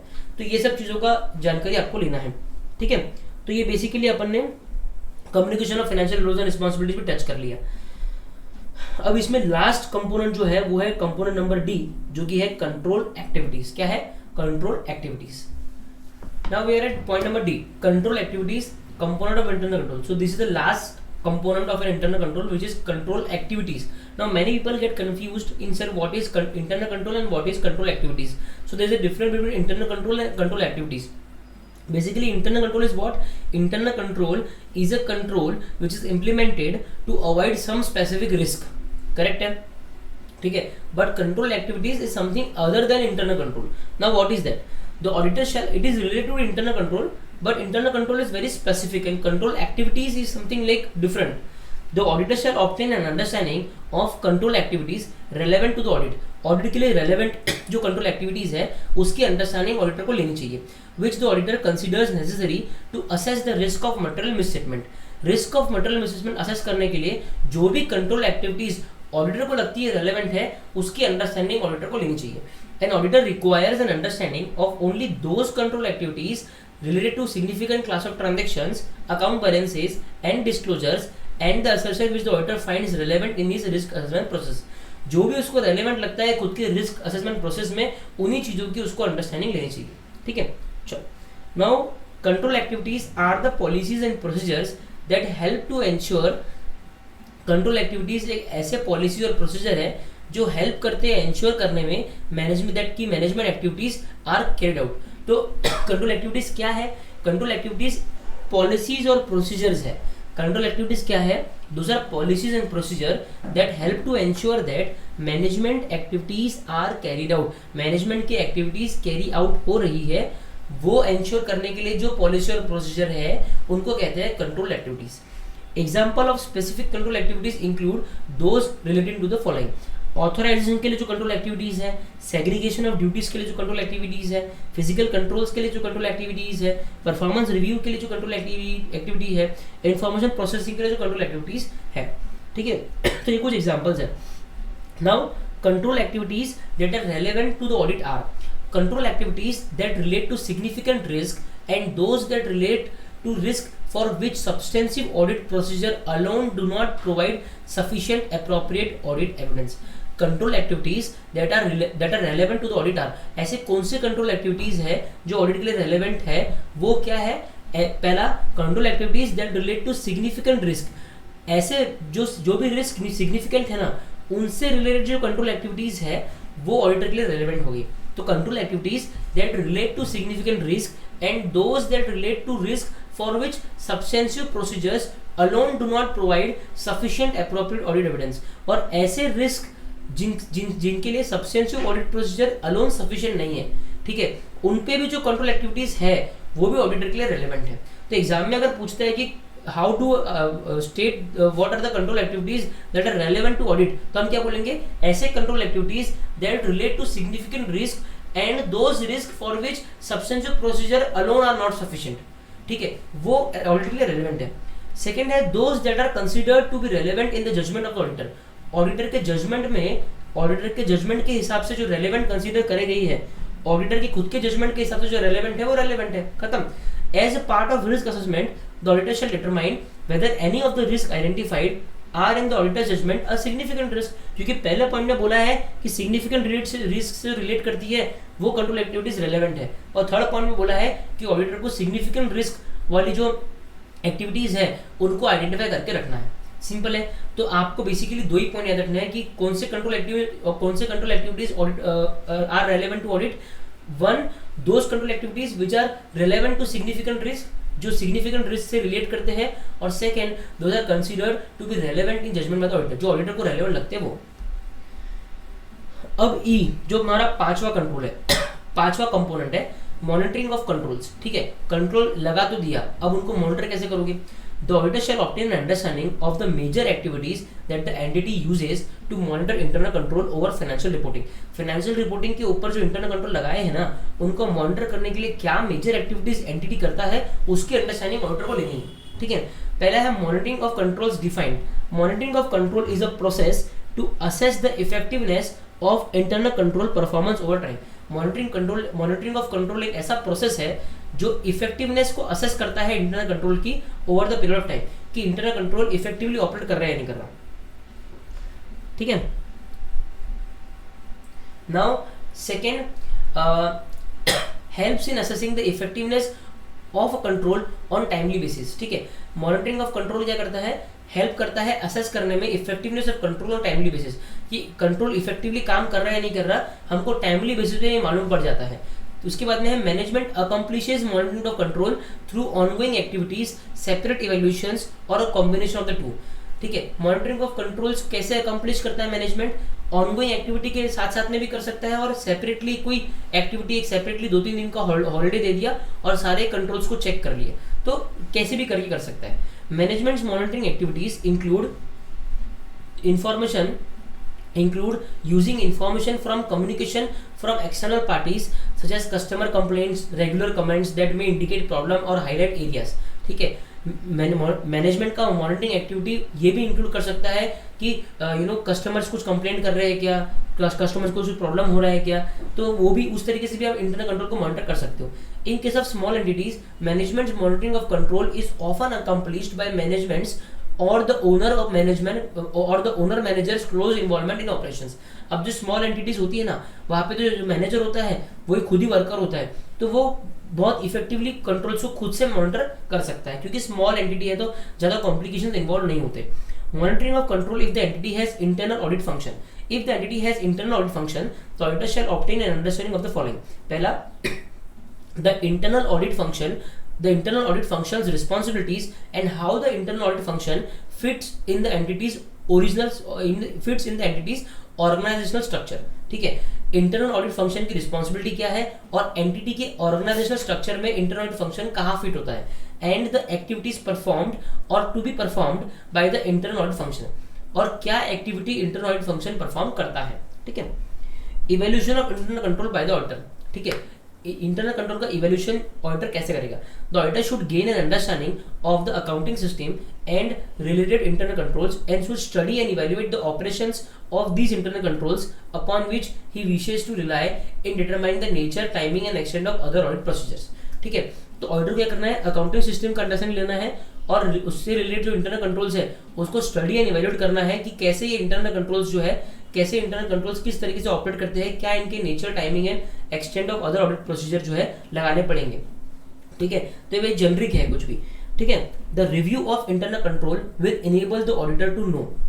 अभी यहाँ पे क्वेश्चनेबल पार्ट आ जाता है जो एग्जाम में आ सकता है कि ये जो इंटरनल कंट्रोल है इसका रिव्यू करने पे ऑडिटर को क्या फायदा होगा। तो ये भी क्वेश्चन आ सकता है कि state the advantages of reviewing the internal controls to an auditor, या फिर ऐसा क्वेश्चन आ सकता है कि the review of internal controls will enable the auditor to know many things, state some of the followings. तो क्या लिखोगे, इंटरनल कंट्रोल के रिव्यू करने से क्या हेल्प होता है, वेदर एरर या fraud are likely to be located in the ordinary course of operation of the business. क्या ऑर्डिनरी कोर्स ऑफ ऑपरेशन में एरर या फ्रॉड लोकेट किए जा सकते हैं। सेकेंड है, whether an adequate internal control system is in use and operating as planned by the management. क्या एक adequate internal control system use में है, क्या एक adequate internal control system use में है एंड ऑपरेट हो रहा है जैसा मैनेजमेंट ने प्लान किया था वैसा। ठीक है, तो इंटरनल कंट्रोल को रिव्यू करके क्या फायदा होगा, पहला कि डे टू डे ऑपरेशंस में ऑर्डिनरी कोर्स ऑफ बिजनेस में एरर और फ्रॉड लोकेट किए जा सकते हैं या नहीं। ये कैसे मालूम पड़ेगा, अगर इंटरनल कंट्रोल इफेक्टिव है तो फ्रॉड और एरर डिटेक्ट किए जा सकते हैं, अगर इंटरनल कंट्रोल इफेक्टिव नहीं है तो ऑर्डिनरी कोर्स ऑफ ऑपरेशन में फ्रॉड और एरर लोकेट नहीं किए जा सकते। तो इसकी जानकारी ऑडिटर को मिल जाएगी जब वो इंटरनल कंट्रोल को रिव्यू कर रहा है। ठीक है, सेकंड है कि क्या adequate internal control system use में है या नहीं है, ये उसको मालूम पड़ जाएगा। थर्ड है कि whether an effective internal auditing department is there, क्या कोई इंटरनल ऑडिट डिपार्टमेंट है या नहीं है इफेक्टिव, वो उसको मालूम पड़ जाएगा। Whether any administrative control has a bearing on a work, क्या कोई ऐसा एडमिनिस्ट्रेटिव कंट्रोल है जो ऑडिटर के काम पे अफेक्ट कर सकता है, जो ऑडिटर के काम को स्लो कर सकता है, ऑडिटर के काम पे बियरिंग उसका हो सकता है। Whether the controls adequately safeguard the asset, क्या जो कंट्रोल हमने लगाए हैं वो एसेट्स को एडिक्वेटली सेफगार्ड कर रहे हैं। ठीक है, उसके बाद में how far and how adequately the management is discharging its function in so far as correct recording of transactions is concern. ठीक है, कितने अच्छे तरीके से मैनेजमेंट अपना फंक्शन डिस्चार्ज कर रहा है in terms of correct recording of transactions की सही तरीके से रिकॉर्डिंग करने पे। ठीक है, तो बेसिकली क्या क्या इंटरनल कंट्रोल के रिव्यू करने के क्या क्या फायदे हैं, क्या ऑडिटर को मालूम पड़ेगा। पहला ये मालूम पड़ेगा कि एरर्स और फ्रॉड्स जो है वो ऑर्डिनरी कोर्स ऑफ ऑपरेशन में लोकेट किए जा सकते हैं या नहीं है। दूसरा मालूम पड़ेगा कि एक adequate internal control system use में है या नहीं है। तीसरा मालूम पड़ेगा कि इंटरनल ऑडिट डिपार्टमेंट इफेक्टिव है या नहीं है। चौथा मालूम पड़ेगा कि क्या एडमिनिस्ट्रेटिव कंट्रोल है जो उसके काम पे बियरिंग है। ठीक है, whether controls adequately safeguard the asset, क्या वो एसेट्स को एडिक्वेटली सेफगार्ड करते हैं। How far and how adequately management is discharging its function of recording of transactions properly. ठीक है, इसके बाद में और क्या मालूम पड़ेगा, how reliable the reports records and certificates to the management can be. ठीक है, मैनेजमेंट को जो रिपोर्ट मिल रही है, एम्प्लॉय जो मैनेजमेंट को रिपोर्ट लाके दे रहा है, जो रिकॉर्ड्स दे रहा है, जो सर्टिफिकेट्स दे रहा है, वो कितने रिलायबल है। The extent and the depth of examination that he needs to carry out in the different areas of accounting के डिफरेंट एरियाज में कितने एक्सटेंट तक और कितने डीप में उसको एग्जामिनेशन करना है, ये भी उसको मालूम पड़ेगा इंटरनल कंट्रोल के रिव्यू करने पे। क्योंकि जहां पे इंटरनल कंट्रोल वीक है वहां पे उसको डीप एग्जामिनेशन करना पड़ेगा, और जो एरिया में इंटरनल कंट्रोल स्ट्रॉन्ग है वहां पे उसको लाइट एग्जामिनेशन करना पड़ेगा। What would be appropriate audit technique and the audit procedure in the given circumstances, जो भी सर्कमस्टेंसेस है उसमें अप्रोप्रिएट ऑडिट टेक्निक क्या होगी और ऑडिट प्रोसीजर क्या होगा। What are the areas where the control is weak and where it is excessive, कौन सी एरिया है जहाँ पे कंट्रोल वीक है और कौन सी एरिया है जहाँ पे कंट्रोल एक्सेसिव है। और whether some worthwhile suggestions can be given to improve the control system, और क्या ऑडिटर कोई प्रॉपर सजेशंस फीडबैक मैनेजमेंट को दे सकता है कि कैसे इंटरनल कंट्रोल को और इंप्रूव करा जा सकता है। तो ये सब फायदे हैं इंटरनल कंट्रोल को रिव्यू करने के, इसको पढ़ लेना, लर्न कर लेना, एग्जाम में आ सकता है। इवैल्यूएशन, अब यहाँ पे हमारे कंपोनेंट्स ऑफ इंटरनल कंट्रोल खत्म हो गए। Evaluation of internal control methods, evaluation of internal control with the help of narrative record, checklist, questionnaire और फ्लो चार्ट। चार तरीके से आप इंटरनल कंट्रोल को इवैल्यूएट कर सकते हो, narrative record, checklist, questionnaire and flow chart. ठीक है, अभी narrative record is a complete and exhaustive description of the system as found in operation by the auditor.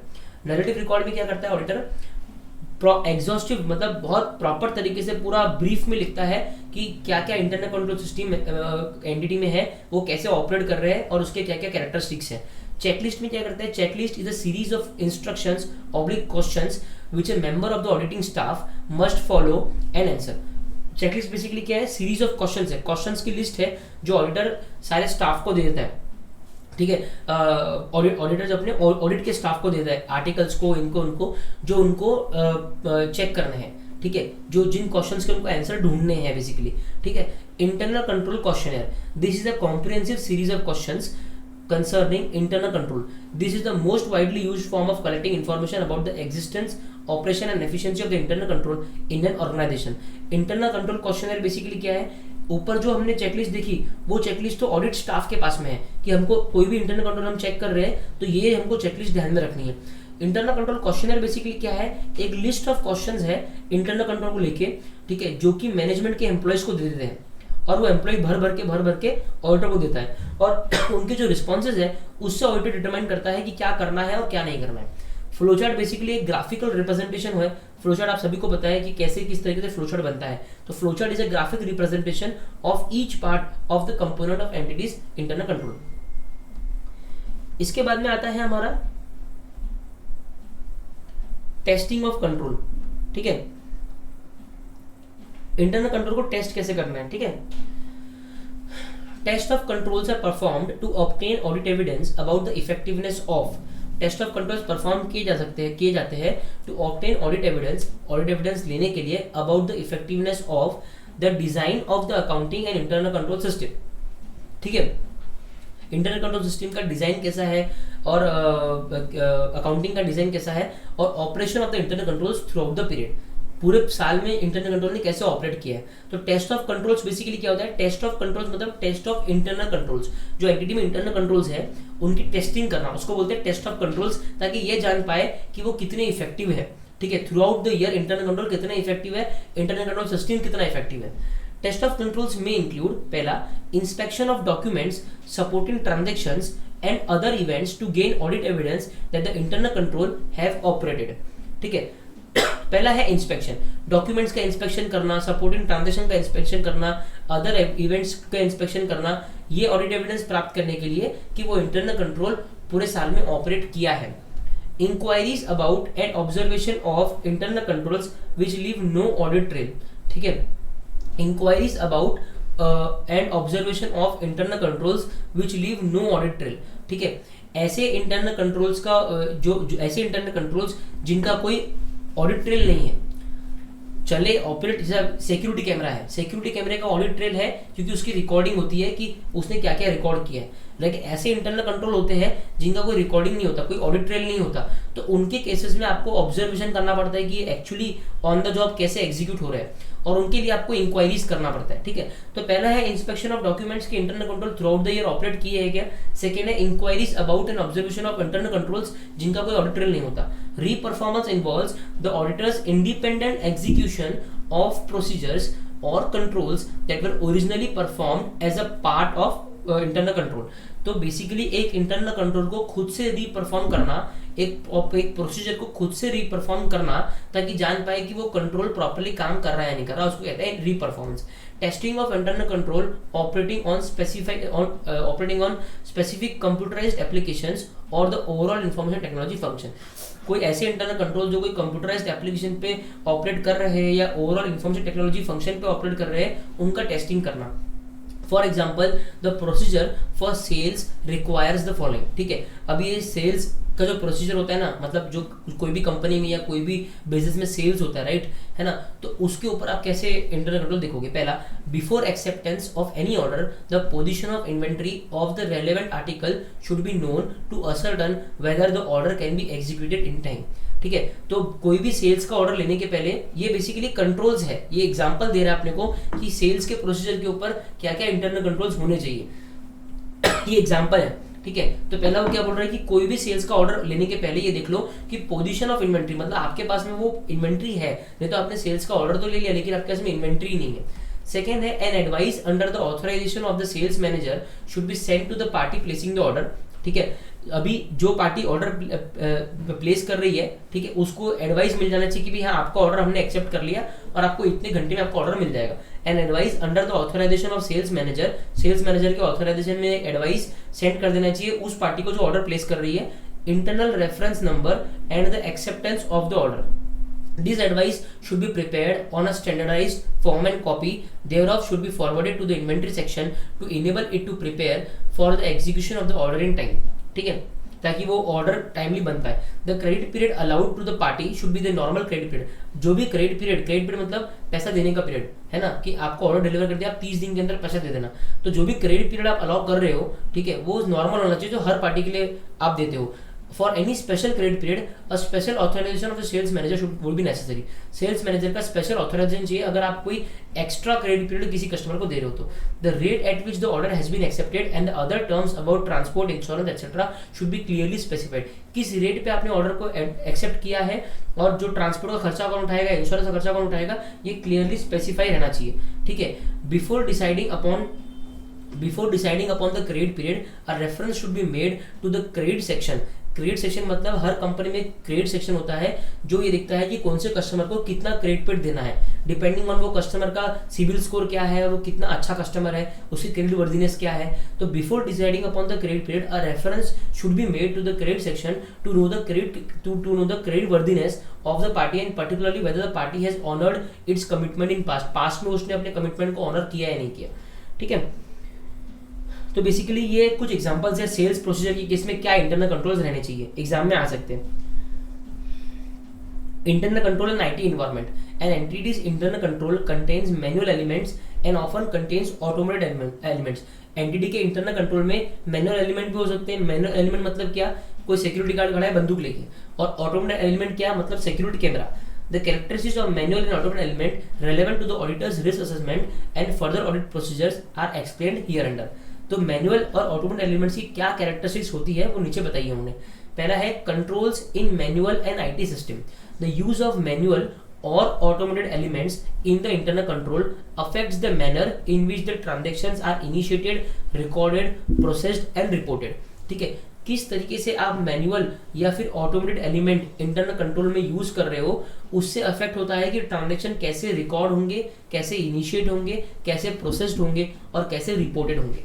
पहला है controls in a manual system may include such procedure as approvals and reviews of transactions and reconciliations and follow up of reconciling items. Manual system में क्या हो सकता है, approvals होंगे, writing में approval होगा, ट्रांजैक्शन का रिव्यू होगा, फॉलो अप होगा. ठीक है. ट्रांजैक्शन के बाद में alternatively an entity may use automated procedure to initiate, record, process and report transactions in which case records in electronic format replace paper documents. अगर आईटी सिस्टम यूज कर रहे हो तो इलेक्ट्रॉनिक फॉर्मेट में सारे रिकॉर्ड्स रहेंगे, पेपर डॉक्यूमेंट्स नहीं रहेंगे. फिर control in IT system consist of a combination of automated controls. ठीक है. नाउ सेकंड है use of IT. An entity's mix of manual and automated elements in internal control varies with the nature and complexity of the entity's use of IT. Entity किस तरीके से information technology को use कर रहा है, ठीक है, कितनी कॉम्प्लेक्सिटी से, क्या नेचर से एंटिटी इंफॉर्मेशन टेक्नोलॉजी को यूज कर रहा है, उस पर डिपेंड करेगा कि आपके इंटरनल कंट्रोल मैनुअल होंगे या ऑटोमेटेड होंगे या फिर उनका मिक्स क्या होगा. ठीक है. Generally, IT benefits an entity's internal control by enabling an entity to. या अभी यहाँ पे एक क्वेश्चन आ जाता है, यहाँ पे आप क्वेश्चन मार्क कर दो. ठीक है. ये क्वेश्चन एग्जाम में पूछ सकता है कि state how IT benefits an entity's internal control. ठीक है. State how information technology benefits an entity's internal control. किस तरीके से आईटी एंटिटी के इंटरनल कंट्रोल को बेनिफिट करता है. तो पहला क्या है, processing of large volume transactions और data become simple. Large volume, क्योंकि आज की डेट में हम लोग देखते हैं ट्रांजैक्शंस कितने ज्यादा हो गए. ठीक है. तो ये सब बहुत सिंपल हो जाता है. Processing of large volume transactions और डेटा बिकम सिंपल बन जाता है. Enhance the timeliness, availability and accuracy of information. ठीक है. इंफॉर्मेशन की अवेलेबिलिटी, इंफॉर्मेशन की टाइमलीनेस, इंफॉर्मेशन की एक्यूरेसी जो है वो बढ़ जाती है. ठीक है. आईटी के यूज करने से तो लार्ज वॉल्यूम ट्रांजैक्शंस को प्रोसेस करना सिंपल हो जाता है. जो भी इंफॉर्मेशन है वो टाइमली अपने को मिलती है, टाइमली अवेलेबल रहती है और एक्यूरेट रहती है. Facilitate the additional analysis of information. Even हम लोग इंफॉर्मेशन की एडिशनल एनालिसिस भी कर सकते हैं. Enhance the ability to monitor the performance of the entity's activity and its policies and procedures. Entity की जो एबिलिटी है, ठीक है, एंटिटी की जो एबिलिटी है उसकी पॉलिसीज और प्रोसीजर्स वगैरह देखने की, वो एबिलिटी एनहांस हो जाती है. तो it enhances the ability to monitor the performance of the entity. Entity के परफॉर्मेंस को मॉनिटर करने की एबिलिटी को एनहांस कर देता है अगर आप आईटी का यूज करते हो तो. ठीक है. Reduce the risk that controls will be circumvented. Controls को सर्कमवेंट करना मतलब किसी भी चीज को छोड़ के आगे बढ़ना. बोलते हैं ना, छलांग मार के आगे बढ़ गया. ठीक है. वो सिक्योरिटी गेट है, सिक्योरिटी गेट को कूद के आप अंदर चले गए, उसको बोलते हैं सर्कमवेंट करना. तो reduce the risk that the controls will be circumvented, controls को सर्कमवेंट किया जाएगा, उसका रिस्क कम हो जाता है अगर आप आईटी को यूज करते हो तो। Effective segregation of duties through security controls, security controls के through effective segregation of duties हो जाएगा। तो बेसिकली क्या क्या फायदे हैं आईटी के? Processing of large volume transactions और data become simple, large volume transactions को प्रोसेस करना और बहुत सिंपल हो जाता है। Enhances the timeliness, availability and accuracy of information, ठीक है, इन्फॉर्मेशन जो है वो टाइमली अवेलेबल होता है, एक्यूरेटली अवेलेबल होता है, ठीक है। फैसिलिटेट एडिशनल इन्फॉर्मेशन का एडिशनल एनालिसिस हो सकता है, ठीक है। फिर it enhances the ability to monitor the entity's performance, entities के परफॉर्मेंस को मॉनिटर करने का एबिलिटी एनहांस हो जाता है। Reduce the risk that controls will be circumvented, controls को सर्कमवेंट किया जाएगा, उसका रिस्क कम हो जाता है और सेग्रीगेशन ऑफ ड्यूटीज इफेक्टिवली होता है। फोर्थ है IT also possesses specific risk to an entity's internal control including. Now ये भी एक क्वेश्चन आ जाता है कि IT possesses specific risk to entity's internal control, state some of the risk. IT से कुछ रिस्क भी है एंटिटी के इंटरनल कंट्रोल को। हमने क्या पढ़ा ऊपर, फायदे क्या है, अभी हम पढ़ रहे नुकसान क्या है। पहला क्या है, रिलायंस ऑन सिस्टम्स और programs that are inaccurately processing inaccurate data और बोथ। आप ऐसे सिस्टम पे रिलाई कर लोगे जो डेटा को इनएक्यूरेटली प्रोसेस कर रहा है या फिर इनएक्यूरेट डेटा को प्रोसेस कर रहा है। ये दोनों में फर्क क्या है कि आप एक कोई सिस्टम है, उसमें आप ट्रांजैक्शन डाल रहे हो, वो ट्रांजैक्शन एक्यूरेट है लेकिन सिस्टम की कोडिंग खराब है, उसी कारण वो इनएक्यूरेट प्रोसेसिंग कर रहा है।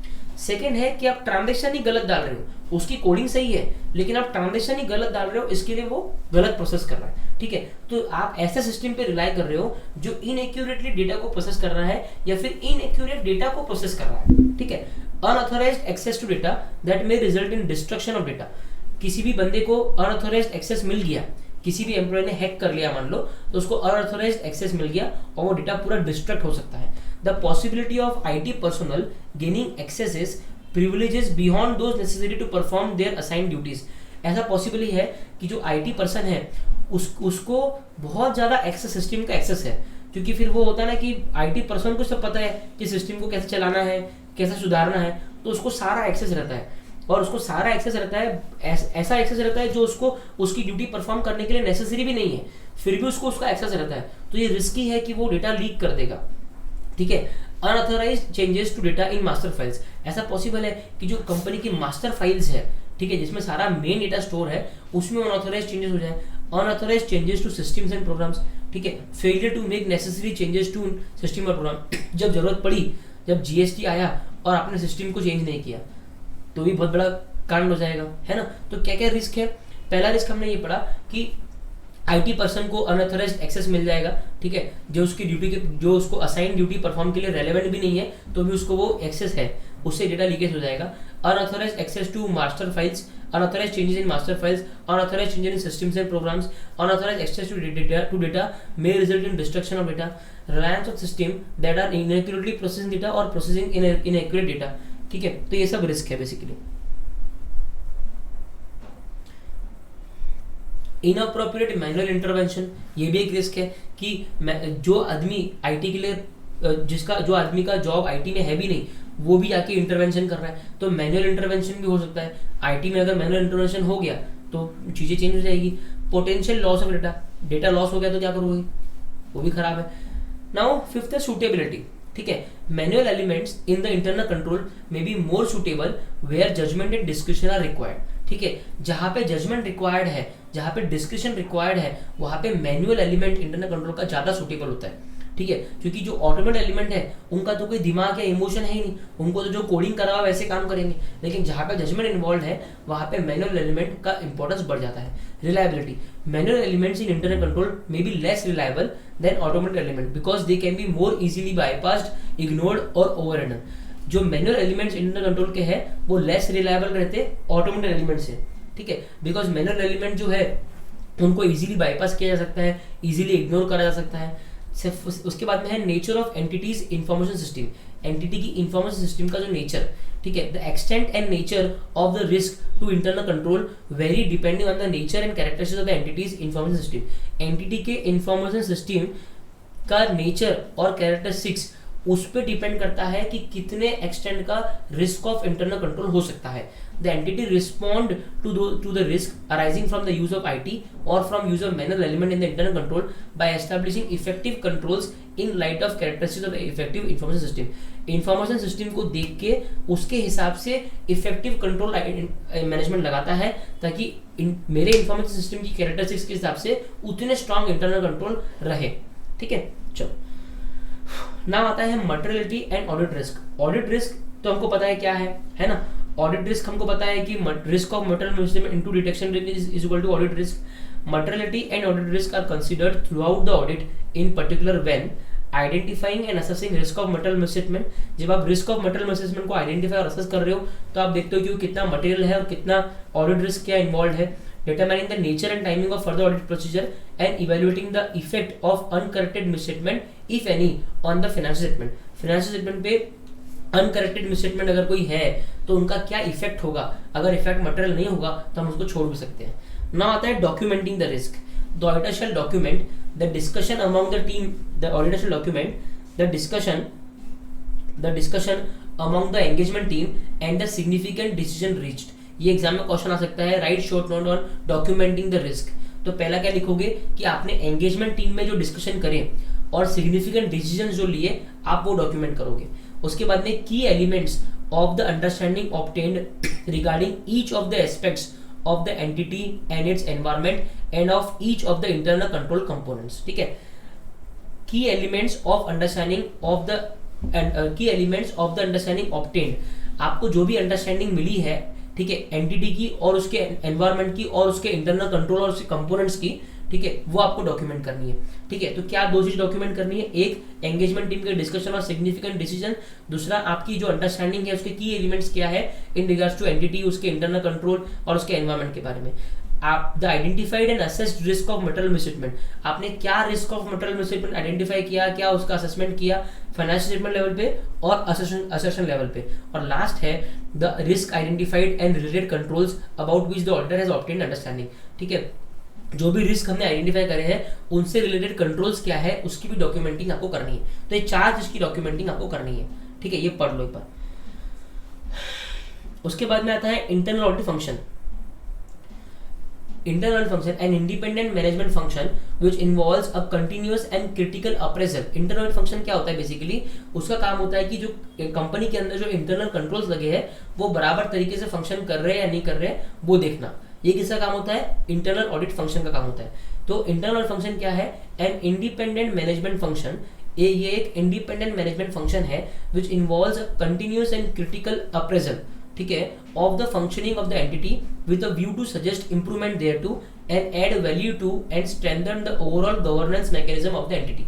एंटिटी का ओवरऑल गवर्नेंस मैकेनिज्म स्ट्रेंथ करने में एंटिटी को इंप्रूवमेंट सजेस्ट करने में, एंटिटी को वैल्यू ऐड करने में, एंटिटी का स्ट्रेंथन करने में ये इंटरनल ऑडिट फंक्शन काम आता है, including the entity strategic risk management and internal control system.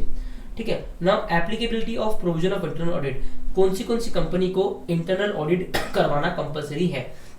As per section 138 of the Companies Act, the following class of companies shall be required to appoint an internal auditor or a firm of internal auditor, namely, हर listed company को internal auditor appoint करना है या फिर firm of internal auditor appoint करना है, और unlisted public company अगर है तो उसको करना है, लेकिन गिवन ये नीचे दिए गए क्राइटेरिया फुलफिल होने पे. पहला, paid up share capital of 50 crore rupees और मोर. अगर उसका पेड अप कैपिटल 50 करोड़ या उससे ज्यादा का है, ठीक है, तो उस अनलिस्टेड कंपनी को इंटरनल ऑडिट करना है. Paid up capital 50 crore, turnover 200 crore या उससे ज्यादा, तो paid up 50, turnover 200. Outstanding loans या बोरिंग्स 100 करोड़ या उससे ज्यादा, तो 50, 200 और 100, और आउटस्टैंडिंग डिपॉजिट ऑफ 25 करोड़ या उससे ज्यादा. ठीक है, 50, 200, 100 और 25. ठीक है, ऐसे याद रखने का इसको, 50, 200, 100 और 25 and paid up, turnover, boring और डिपॉजिट्स. ठीक है, और प्राइवेट कंपनी अगर है तो उसमें केवल बीच के 2 कंडीशन अप्लाई होते हैं, टर्नओवर का और बोरिंग का. तो ये टर्नओवर और बोरिंग, बाकी अमाउंट सेम है. ठीक है, इस तरीके से इसको याद करने का. तो इन कंपनी को इंटरनल ऑडिट लगाना है. It is provided that an existing company covered under any of the above criteria shall comply with the requirement within 6 months of the commencement of section. जब से सेक्शन 138 आया वहां से 6 महीने के अंदर आपको इस क्राइटेरिया को कंप्लाई करना है. अभी इंटरनल ऑडिटर कौन अपॉइंट हो सकता है, As per section 138, internal auditor shall be either chartered accountant or cost accountant, whether engaged in practice or not. ठीक है, चाहे प्रैक्टिस में हो चाहे नहीं हो, कोई भी चलेगा, लेकिन CA और CWA ही चलेगा. Or such other professional as may be decided by the board to conduct internal audit of the function and activities of the companies. The internal auditor may or may not be an employee of the company. Internal auditor company का employ हो सकता है और नहीं भी हो सकता है. The objective and scope of internal function. Internal function का ऑब्जेक्टिव क्या होता है, स्कोप क्या होता है. As per SS 610, using the work of internal auditor, the objective of internal function vary widely and depend on the size and structure of the entity and the requirement of the management and where applicable those with governance. ठीक है, internal audit function का जो objective है वो बहुत very करता है और डिपेंड करता है कि एंटिटी का साइज क्या है, स्ट्रक्चर क्या है, मैनेजमेंट की रिक्वायरमेंट्स क्या है उसके ऊपर. The objective and scope of internal function typically include assurance and consulting activities designed to evaluate and improve the effectiveness of the entity's governance process. Entity का जो गवर्नेंस प्रोसेस मतलब क्या होता है, पूरा कंपनी के ऊपर ध्यान देना, देख रेख करना, उसको इम्प्रूव करने के लिए इंटरनल फंक्शन लगाया जाता है ताकि मैनेजमेंट को मालूम पड़ जाए कि कहाँ कहाँ पे इश्यूज है और मैनेजमेंट उसको रेक्टिफाई कर ले. Internal function activities relating to governance. Governance से रिलेटेड एक्टिविटीज क्या है, evaluation of internal control and examination of financial information and operating information. तो इंटरनल फंक्शन के 3 एक्टिविटीज है. पहला है एक्टिविटीज रिलेटिंग टू गवर्नेंस, ठीक है. दूसरा है activities relating to risk management और तीसरा है activities relating to internal controls. ठीक है, अब ये तीनों एक्टिविटीज के फर्दर जो सब एक्टिविटीज है वो क्या है. गवर्नेंस में एक्टिविटी क्या है, evaluation of internal control, evaluation of internal controls और examination of financial and operating information. Risk management में क्या है, रिव्यू ऑफ ऑपरेटिंग एक्टिविटीज. और activities relating to internal controls में क्या है, review of compliance with laws and regulation. Laws and regulation के साथ में आपका कंप्लायंस हो रहा है नहीं हो रहा, कोई प्रॉब्लम तो नहीं है. ठीक है. Basics of internal financial control over financial reporting. Now ये एक सेपरेट सेक्शन है. ठीक है, ये बेसिकली क्या है, इसको बोलते हैं IFC, इंटरनल फाइनेंशियल कंट्रोलर्स. क्या बोलते हैं, IFC. ठीक है, बेसिकली IFC क्या होता है कि जो कंपनी ने जो फाइनेंशियल रिपोर्टिंग के ऊपर इंटरनल कंट्रोल लगा रखे है ना, ठीक है, उसका सेपरेटली ऑडिट होता है. ठीक है, जो कि कुछ कंपनीज को मैंडेटरी होता है. ठीक है, अभी हम लोग पढ़ने वाले हैं. तो basics of internal financial controls and reporting requirements. Clause number E of subsection 5 of section 134 explains the meaning of internal financial controls as the policies and procedures adopted by the company for ensuring the orderly and efficient conduct of its business. क्या policy and procedure company ने adopt कर रखे हैं ये ensure करने के लिए कि उनका बिजनेस ऑर्डरली और एफिशिएंट तरीके से कंडक्ट हो रहा है, including adherence to the company's policies, the safeguarding of its assets. ठीक है, कंपनीज की पॉलिसीज को कैसे कंप्लाई करा जा रहा है, एसेट को कैसे सेफगार्ड करा जा रहा है, the prevention and detection of fraud, the accuracy and completeness of the accounting records and the timely preparation of reliable financial information. ठीक है, इन सबको मिला के कहा जाता है internal financial controls. Safeguarding of assets आ गया, प्रिवेंशन और डिटेक्शन ऑफ फ्रॉड आ गया, एक्यूरेसी ऑफ अकाउंटिंग रिकॉर्ड आ गया, timely preparation of financial information आ गया. ठीक है, adherence to company's policies आ गया, the policies and procedure adopted by the company for ensuring orderly business, efficient business वो आ गया. तो कहीं ना कहीं बहुत ब्रॉड डेफिनेशन है इंटरनल फाइनेंशियल कंट्रोल का. ठीक है, अभी हम पढ़ते हैं auditors responsibility for reporting on internal financial control over financial reporting in India. अब ऑडिटर की क्या रिस्पॉन्सिबिलिटी है IFC पे रिपोर्ट करने के लिए. Clause number 1 of subsection 3 of section 143 requires the auditors report to state whether the company has adequate internal financial control system in place and the operating effectiveness of such controls. ठीक है, क्या company के पास में adequate internal financial control system है और वो सही तरीके से इफेक्टिवली ऑपरेट कर रहा है नहीं कर रहा, ये ऑडिटर को अपने ऑडिट रिपोर्ट में लिखना पड़ता है. देखो इंटरनल फाइनेंशियल कंट्रोल जो है ना वो इंटरनल कंट्रोल से अलग होते हैं, जो आपने अभी ऊपर जितने भी पढ़े ना उनसे अलग होते हैं. Internal financial control specifically financial reporting के ऊपर स्टिक होते हैं, लेकिन इंटरनल कंट्रोल्स तो कुछ भी हो सकते हैं. ह्यूमन रिसोर्स डिपार्टमेंट के ऊपर भी इंटरनल कंट्रोल हो सकता है, प्रोडक्शन डिपार्टमेंट के ऊपर भी इंटरनल कंट्रोल हो सकता है, लॉजिस्टिक डिपार्टमेंट के ऊपर भी इंटरनल कंट्रोल हो सकता है. तो वो जेनरिक इंटरनल कंट्रोल्स है. लेकिन इंटरनल फाइनेंशियल कंट्रोल्स काय के ऊपर है, स्पेसिफिकली फाइनेंशियल रिपोर्टिंग के ऊपर प्लेस्ड है. Objective of an auditor in an audit of IFC over financial reporting is to express an opinion on the effectiveness of the company's internal financial control over financial reporting. Auditor का objective क्या है कि company की IFC कितनी effective है. ठीक है। Rule 858 of companies account rules 2014 requires the board report of all the companies to state the details in respect of adequacy of IFC with reference to the financial statement। Board report में आपको डालना पड़ता है कि हमारा internal financial control कितना adequate है। Difference between internal financial control and internal control over financial reporting. अभी क्या डिफरेंस है इंटरनल फाइनेंशियल कंट्रोल में और internal control over financial reporting में। Internal financial control as per section 134(5)(e) the policies and procedures adopted by the company for ensuring, ये जो हमने इसके पहले पढ़ा ना यहाँ पे, ये बेसिकली ये जो पढ़ा ना हमने ये वाले पॉइंट, यही पॉइंट यहाँ पे है। तो इंटरनल फाइनेंशियल कंट्रोल हमने पढ़ लिया कि सेफगार्डिंग ऑफ एसेट्स है, accuracy of account, timeliness of preparation of financial information, adherence to company's policies, conducting orderly and efficient conduct of its business, ये सब चीज को एंश्योर करने के लिए जो पॉलिसी एंड प्रोसीजर होती है उसको कहते हैं आईएफसी। अभी internal controls over financial reporting, इसको क्या बोलते हैं, is required where auditors are required to express. ये कब होता है, जब ऑडिटर का रिक्वायरमेंट होता है एक्सप्रेस करने में क्या चीज, an opinion on the effectiveness of entities internal control over financial reporting.